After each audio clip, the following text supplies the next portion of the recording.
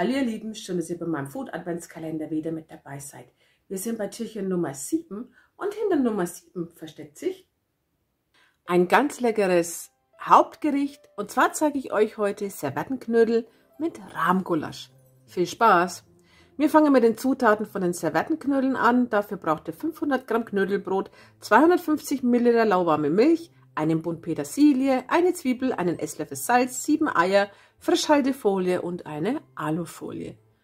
Dann für das Gulasch braucht ihr 1 Kilo Rindergulasch. Ihr könnt aber auch gemischtes Gulasch nehmen oder nur Schwein, je nachdem wie ihr das gerne haben wollt. 2 große Zwiebeln, 2 Knoblauchzehen, 125 Gramm Schinkenwürfel, 3 Esslöffel Tomatenmark, 1 Liter Rinderfond, Salz, Pfeffer, Gulaschgewürz, einen halben Teelöffel Chiliflocken, 100 Milliliter Rotwein, 130 Milliliter Sahne und dann noch Butterschmalz zum Anbraten. Hier habe ich jetzt mein Rindergulasch. Ich habe es vom Metzger zurechtschneiden lassen. Ihr könnt es auch selber schneiden und die Stücke so groß schneiden, wie es ihr halt gerne wollt. Dann habe ich hier meine Gewürze. Ich nehme unheimlich gern die Just Spice Gewürze. Das habt ihr wahrscheinlich schon festgestellt. Ich habe jetzt hier das feine Natursalz, Gulaschgewürz und Chili ohne Kerne. Schaut mal runter in die Infobox. Ich habe eine Information für euch, denn es gibt wieder einen Rabattcode. Ja, los geht's. Wir legen mit dem Gulasch los. Dazu habe ich die Zwiebeln geschält, gewürfelt, den Knoblauch ebenfalls schälen und würfeln. Ich brate Gulasch immer mit Butterschmalz an. Das kommt jetzt einfach in die Pfanne und wird erhitzt. Und dann darf das Rindfleisch dazu. Das wird jetzt von allen Seiten scharf angebraten. Wer einen Dampftopf hat, rate ich, einen Dampftopf zu nehmen. Meiner ging leider kaputt und deswegen habe ich es in meiner Schmorpfanne gemacht. Aber so können wir das auch besser beobachten. Wenn das Fleisch dann angebraten ist, kommt die Zwiebel und der Knoblauch dazu. Das Ganze verrühren und ebenfalls noch mal kurz mit anbraten.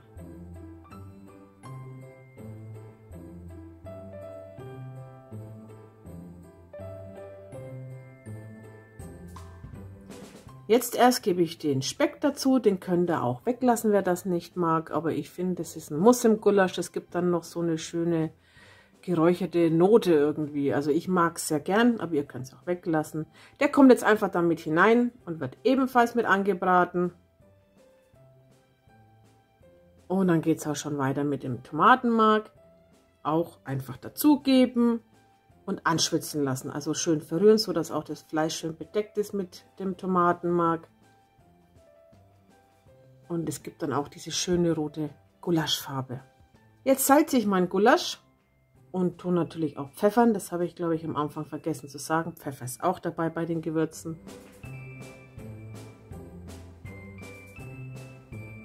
Und dann gebe ich auch schon mein Gulaschgewürz mit hinein. Ich habe das von Just Spice. Ihr könnt auch jedes andere nehmen oder selber irgendwie das Paprika dazu geben, wie ihr halt euer Gulasch gerne macht. Aber ich habe das Gulaschgewürz von Just Spice. Das ist sehr intensiv im Geschmack und schmeckt richtig gut nach Gulasch. Wie ihr sehen könnt, habe ich auch nicht gerade wenig hinein, aber so bin ich. Also ich brauche da schon immer ein wenig mehr Würze. Das gebe ich da jetzt einfach mit hinein. Das wird verrührt und man sieht schon, das Tomatenmark hat schon dafür gesorgt, dass das alles ein bisschen andickt. Bevor es uns dann hineinbrennt, löschen wir das Ganze mit Wein ab. Der Wein ist kein Muss, den könnt ihr weglassen. Ihr könnt dann auch an dieser Stelle Gemüsebrühe dazugeben oder Rinderfond. Der Wein darf kurz einköcheln, also der darf ein bisschen anziehen. Und jetzt gebe ich das Chili dazu. Mit Chili vorsichtig sein, das ist ziemlich scharf. Außer ihr wollt es, dann haut so viel rein, wie ihr wollt. Nochmal kurz verrühren. Und dann wird das Ganze noch mit dem Rinderfond gelöscht. Gibt nicht sofort den ganzen Liter rein, einfach so viel hineingeben, bis das Fleisch halt eben bedeckt ist. Und im Laufe der Kochzeit kommt noch immer wieder ein wenig was dazu. Das Ganze verrühren und dann kommt der Deckel drauf und dann darf das gute 2 Stunden vor sich hin köcheln. Beim Dampftopf, je nachdem was ihr für einen habt, braucht das Ganze nur 20 Minuten. In dieser Zeit mache ich meine Servettenknödel. Hier habe ich das Knödelbrot, ihr könnt aber auch 500 Gramm, ich weiß gar nicht wie viele Semmeln, das sind 4, 5 Semmeln vom Vortag nehmen, die zerkleinert ihr einfach. Hier habe ich jetzt meine Milch, die wird erwärmt, sodass sie lauwarm ist. Die gebe ich jetzt einfach über die Scheiben drüber, Tuch drauf und das Ganze darf jetzt so 15 Minuten durchziehen. In dieser Zeit habe ich meine Zwiebel geschält und die Petersilie gewaschen und klein gehackt. Das muss ich nämlich jetzt anbraten. Ich habe hier in der Pfanne auch ein bisschen Butterschmalz drin. Da kommt dann die Zwiebel mit hinein und die Petersilie. Und das Ganze lassen wir so 2-3 Minuten anbraten. Also die Zwiebeln sollen glasig sein. So soll es ausschauen. Das ist jetzt fertig. Das darf ein kleines bisschen auskühlen. Hier habe ich jetzt wieder meine Semmeln. Und wenn die Petersilie mit den Zwiebeln ein bisschen abgekühlt ist, kommt es da einfach mit hinein.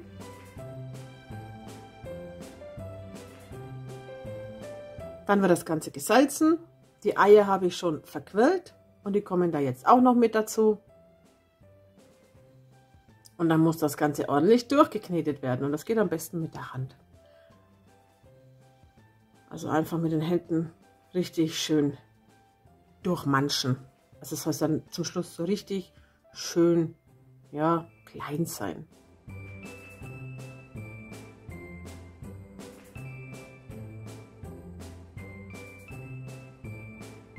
So soll es ausschauen, genau richtig. Die Menge langt jetzt für 2 Serviettenknödel von einer Länge von, ich weiß nicht, ich glaube, das waren 25 cm. Ich kann es jetzt nicht genau sagen, aber ich denke schon, denn meine Pfanne hat 25 cm Durchmesser oder 26 und dann waren das 26. Jetzt braucht ihr eine Frischhaltefolie, da gibt ihr die eine Hälfte hinein, also die legt ihr einfach drauf, ein bisschen zurechtdrücken. Und ich glaube, da hat auch jeder so seine eigene Methode. Ich mache das dann immer so, ich wickel es dann ein und roll das Ganze dann, quetsche es noch ein bisschen zusammen und dann ist mein Serviettenknödel fertig. Ich gebe es dann noch in Alufolie. Das ist jetzt auch nicht unbedingt ein Muss, aber so verhindere ich, dass nicht ganz so viel Wasser ans Knödel direkt kommt. So sahen meine beiden aus. Ihr müsst vorher Wasser hinstellen, das sollte aufkochen mit Salz. Dann schaltet ihr das Ganze runter und dann kommt, also bei mir hat jetzt nur ein Serviettenknödel hineingepasst. Den legen wir einfach da rein und dann darf der so gute 30 bis 40 Minuten hinköcheln. Dann schmeckt ihr das Ganze noch ab. Zum Schluss dann noch die Sahne dazu. Da gebe ich euch einen kleinen Tipp. Schlagt die Sahne ein kleines bisschen auf, dann wird das Ganze noch etwas rahmiger. Dann verrühren und dann ist ein so leckeres Hauptgericht fertig. Also ich liebe Gulasch, ich liebe Serviettenknödel. Ich finde, für Weihnachten ist es perfekt. Das braucht zwar Zeit, aber so viel Aufwand ist es nicht. Wie jetzt das Gulasch zum Beispiel, das könnt ihr sogar schon einen Tag vorher zubereiten. Denn je länger es durchziehen kann, umso besser schmeckt es. Und die Knödel, die sind auch ganz schnell gemacht. Das hört sich immer so kompliziert an, ist es aber eigentlich gar nicht. Ja, dann hole ich meine Knödel raus. Sieht doch total toll aus und die sind mir auch wirklich gut gelungen. Einfach alles entfernen, die Alufolie und die Frischhaltefolie. Okay, da habt ihr das gesehen. Da war nicht gescheit durchknetet. Das habe ich gar nicht gesehen gehabt. Aber mein Gott.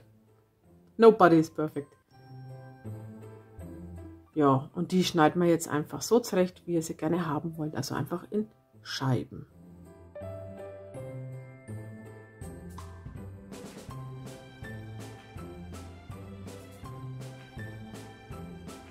Die Serviettenknödel kann man auch kalt essen. Wir haben das früher so gemacht, wenn Knödel übrig geblieben sind, dann hat sie meine Mama immer in Scheiben geschnitten und hat sie in der Pfanne rausgebraten und hat Preiselbeeren dazu gegessen. Also das ist auch total lecker. Und so sah es dann aus. Dann können wir es servieren. Natürlich einen schönen Teller nehmen, dann so viel Serviettenknödelscheiben drauflegen, wie ihr halt gerne esst. Das Gulasch dazu, das Ganze noch ein bisschen mit Grünzeug verzieren. Und dann ist ein ganz, ganz leckeres Hauptgericht fertig. Ja, das war's dann auch von mir. Ich hoffe, dass euch dieses Hauptgericht in meinem Adventskalender gefallen hat. Wenn ja, lasst mir einen Daumen nach oben da. Abonniert meinen Kanal und wir sehen uns ganz bald wieder.